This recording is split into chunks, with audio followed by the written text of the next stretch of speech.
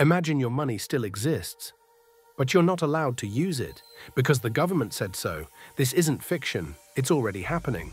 It's called a CBDC, Central Bank Digital Currency. The US and Canada are already testing it. And on the surface, it sounds great. Instant payments, no bank fees. But underneath, it's programmable, meaning they can control how, where, and if you spend your money. Let's say you post something the government doesn't like, or you donate to a cause they're monitoring. With the push of a button, your digital wallet goes dark. No gas, no groceries, no escape. This isn't sci-fi. China's already doing this. Nigeria launched one. And now the US is next. In 2023, the US quietly launched FedNow, a real-time payment system laying the infrastructure for a digital dollar. They said it's for convenience, but it also creates total traceability.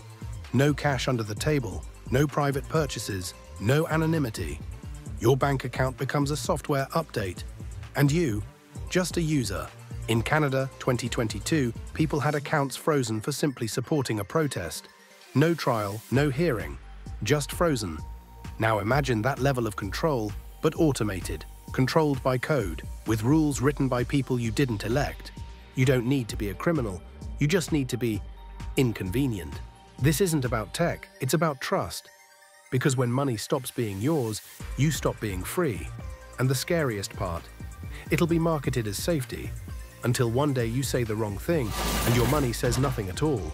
If you value your freedom, start learning how to protect it.